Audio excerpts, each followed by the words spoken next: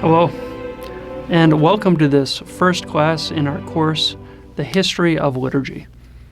In this course, we're going to be exploring our Sunday morning worship services, why we do what we do, what the purposes of each element, and the history, the development, the progression, and the ultimate formulation of each portion into the service that we know and worship today. The Lutheran Church is known as a liturgical church. That term may be a little misleading, for every church has a liturgy of some kind.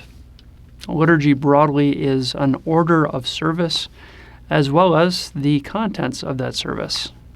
And the Lutheran, along with the Catholic and the Anglican and some Presbyterian churches, are known as liturgical because their liturgies are a little more formal. They can be more complex, the wording more developed, the actions, the decoration associated with it more detailed and deliberate and ornamented.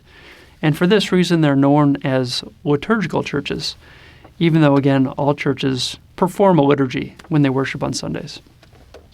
Now, the word liturgy comes from an ancient Greek word, liturgia, which means a public service performed for the benefit of the public, something that an individual does to render good to the wider community.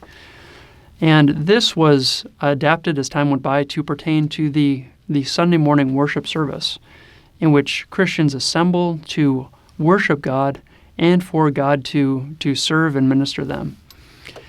Now, before we get into an overall history of the development of the liturgy, it must be said that the goal of the liturgy, of coming together on Sunday mornings and worship, is communion. It is to bring people into communion with God and to bring God into the lives of the people. It is a fellowship, but even deeper than a fellowship. It is becoming as one and together, allowing the Holy Spirit to fill the people and for the people to rightly return to God their worship and praise. And within this communion, there's generally two broad activities that transpire. The first is known as sacrament. That is, these are the things that God does for God's people in the service. They are the blessings conferred. They are the promises heard. They are the Word of God given and spoken and heard to the people. And they are the sacrament itself, both of Holy Communion and of baptism when applying, of God coming and personally being present and affecting His promises in a tangible way to the people who've come to worship. On the other side, the people's role is known often as sacrifice. Now, it's not sacrifice of animals or of giving up of things, as we often think of sacrifice to be. But rather, the sacrificial element of worship is what the people render to God, which is properly our attention, our worship, our praise, our thanksgiving, our prayers to God, our giving of our lives to God. And this sacrificial element is what the people do in this communion that happens on Sunday morning. Now, the worship that we know and experience on Sunday mornings is both different from and similar to worship as it was originally conducted in the beginnings of the church. To understand these first beginnings, we have to look first to the Holy Scriptures. And there is, throughout the New Testament, the Gospels, as well as the letters, there is mention of worship. Jesus himself went and taught regularly in synagogues. And synagogue worship at this time was a teaching from the Hebrew Bible, some sermonizing, some prayers, and some hymns. And many of the same basic components that we know in worship today can be traced down to what was already practiced in Jesus' time. There is mention of Jesus praying. There is mention of him teaching and preaching. There is mention of him and his disciples singing a hymn after the Last Supper, which was the Passover festival, or preparation for the Passover. And all of these elements, again, which constitute the basic building blocks of our worship service today, were in place, practiced regularly in Jewish worship, and exercised by Jesus and his disciples at that time. This continued even after Jesus' death and resurrection. As recorded in Acts, Paul continues to go to the synagogues to teach. The Christian movement continued to be closely affiliated with, even though increasingly separate from, the Jewish community.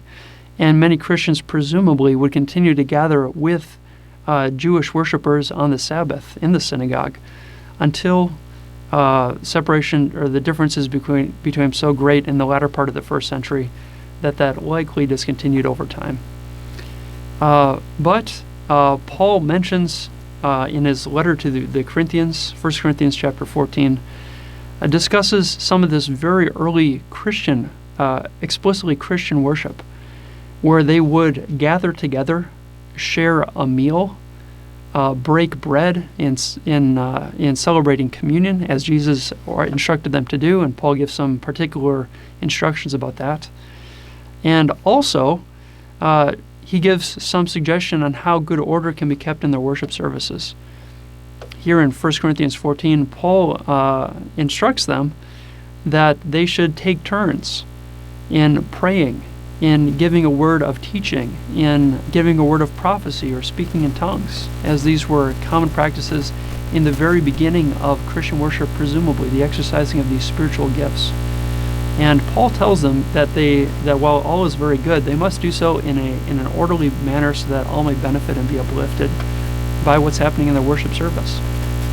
The same he mentions about communion, that it should not become a way to indulge one's own hunger and physical appetites, but rather is a time of spiritual gathering that they can share bread and share the body and blood of Christ that has come among them. So there are traces in the New Testament, not full details of what a worship service is or should be, but rather hints of Jesus and his disciples and apostles worshiping, of an assumption of worship and gatherings taking place, and just corrections on how it should be done.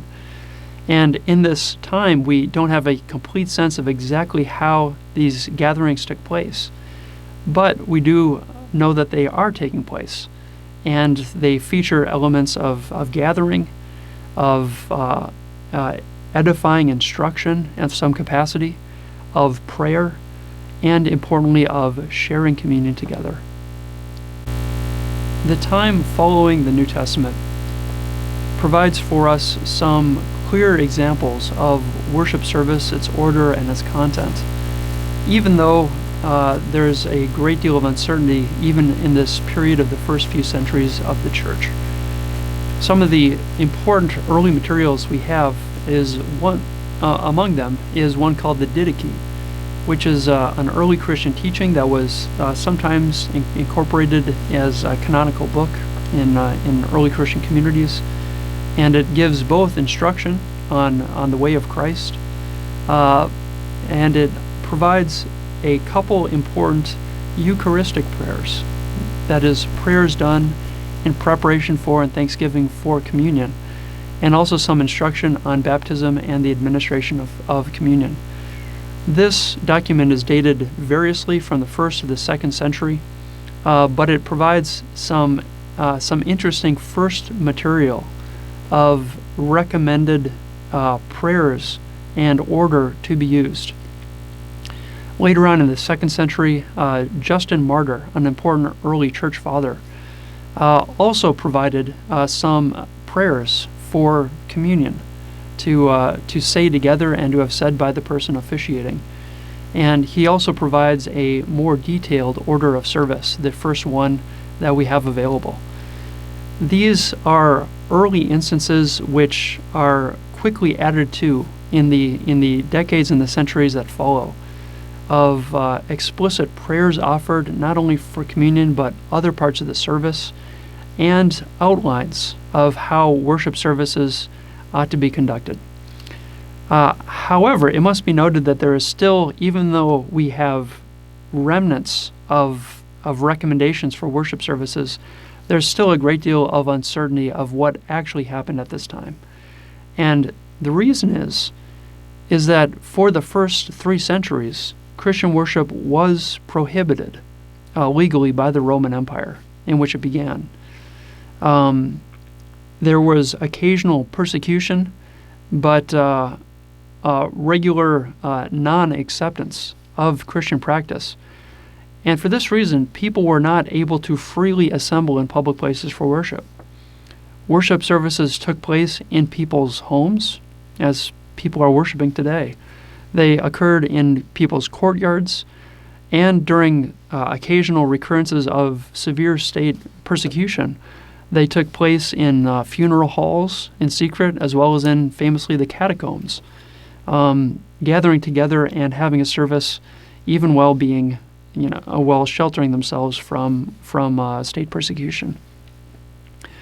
And for this reason, there was little in the way of church hierarchy and structure, even less in the way of church buildings and architecture, and much of the worship that we assume was taking place both daily and especially on the Lord's Day on Sunday mornings was taking place largely in private occurrences of which we have little record. There are suggestions in the early church fathers that bishops and deacons and apostles would travel and visit these communities and both preside at communion, presumably, and more importantly, offer words of instruction. But again, there are largely suggestions here, and no formal outlaying of a formal structure to support these church activities.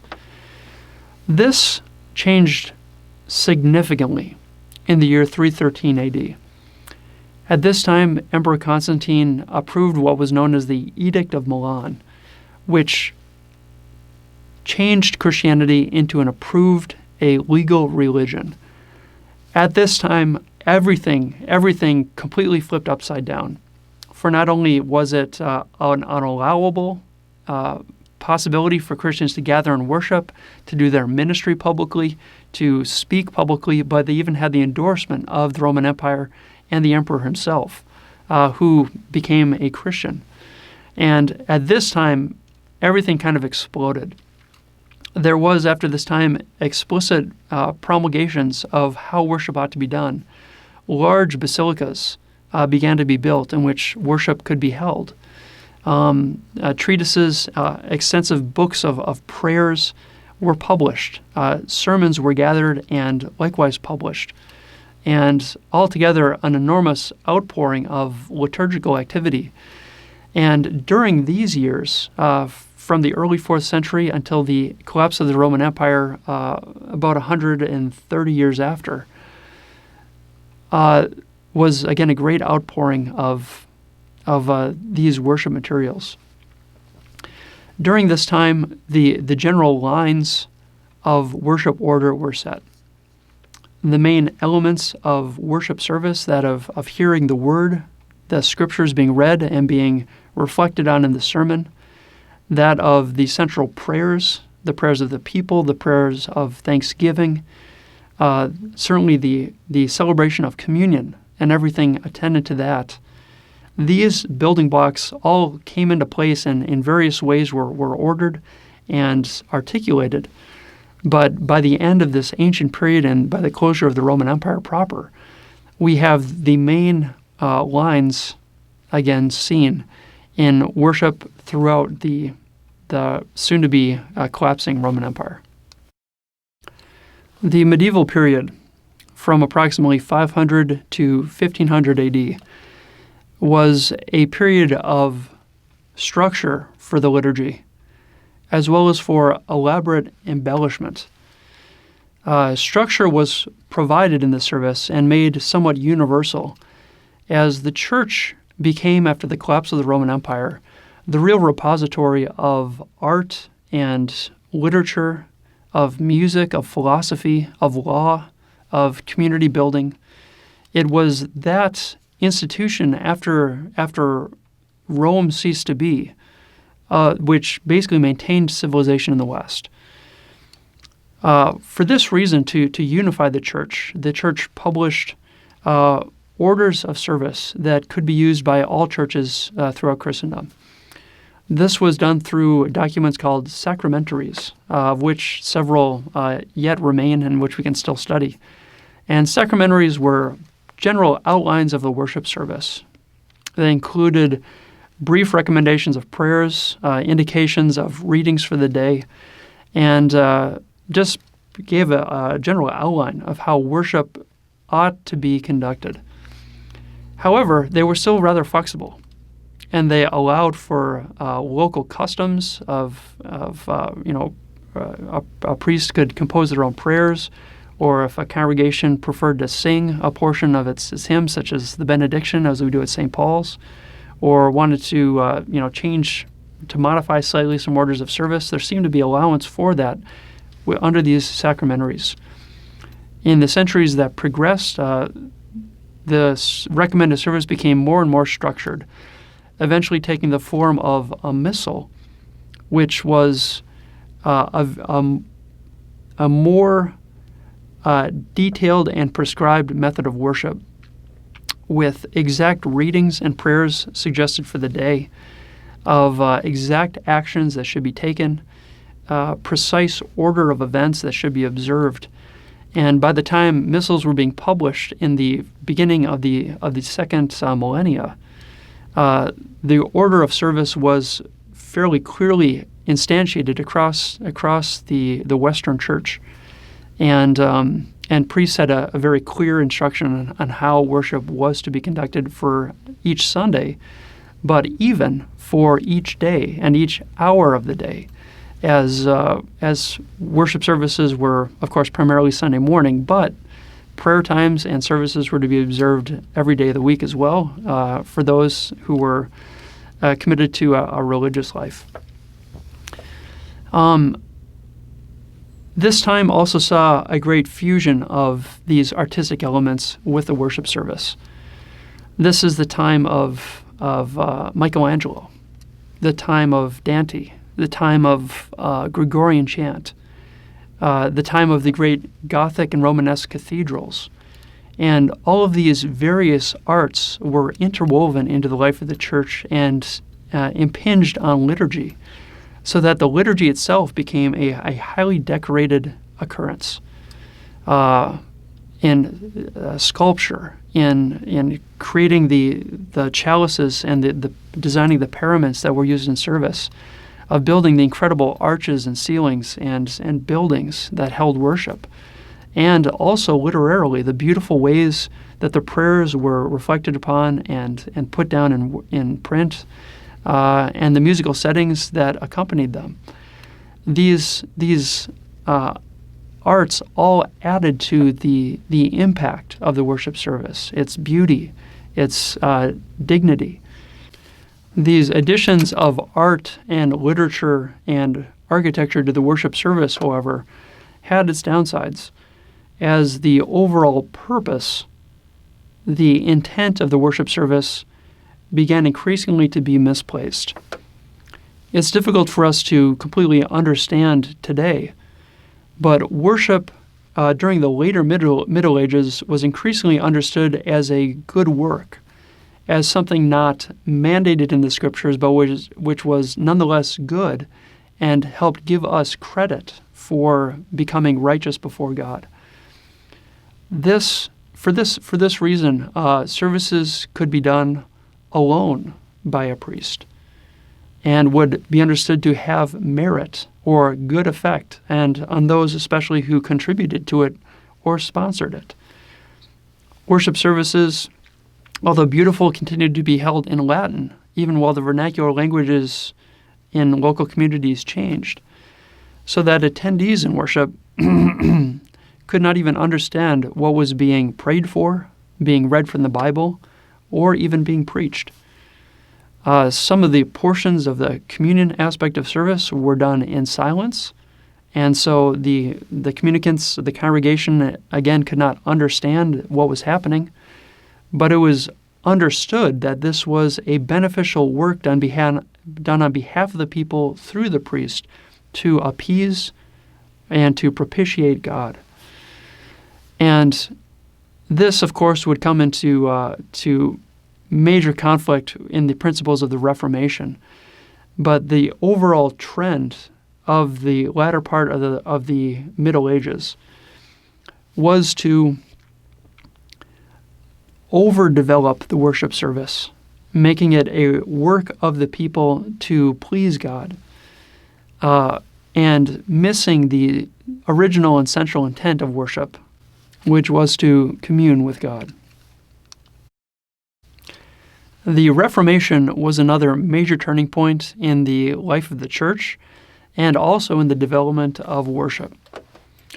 The overall impetus of the Reformation was an insistence that the central message of the Christian faith had been rather obscured, had been largely forgotten, and was not communicated to the people. Basically, the gospel, the message that Jesus Christ has come to die for us and rise again, and has done so purely out of God's grace and love for us. And what the Reformers critiqued was an overemphasis on human works, on a project that we could obtain our own salvation, and forgetting the central element of what God has done for us. Part of the efforts made to revise the liturgy or the worship service at this time were done somewhat reluctantly, and the approach taken generally by the Lutheran reformers was that of cautious preservation. They hoped for a continuity of worship experience, even as they hoped to purify the service, to reform it, to be more in line with their doctrinal understanding of the gospel and of the whole purpose of Christ's coming. This culminated eventually in a new Mass that was written by Luther in 1523, and then published anew wholly in German in 1526.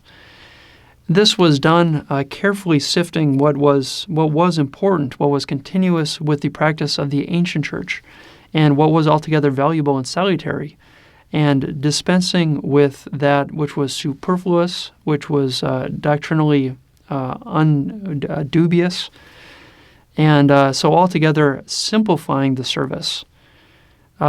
Another important feature of Reformation liturgy was including the congregation. Rather than being a performative act of the priest on behalf of the people, the focus was again shifted to that of communion, of bringing the people together with God, in the presence of God.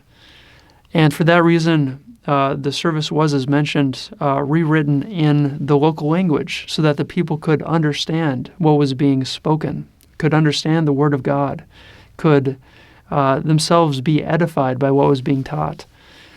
And furthermore, there was a greater inclusion of the congregation in the worship service, more responses that the congregation partook in, more hymns that the congregation sang, an inclusion of the congregation with both elements of communion, the wine and the bread, which for many centuries had been just the bread alone for recipiation for the laity. And these efforts were all to restore a sense of communion with God, of active participation and revitalization of the congregation, a way to both express faith and to build faith in the congregants. The Lutheran liturgical reforms largely preserved much that was handed on by the Christian tradition. But one further aspect it took was to minimize that which was not essential, but to emphasize and retain that which was essential. Some of the things that were regarded as not essential were some of those beautiful advances of the medieval church. What priests wore, how I guess the particular instruments that were used, how they were to be constructed, the specifics of the prayers, the careful observance of the church calendar.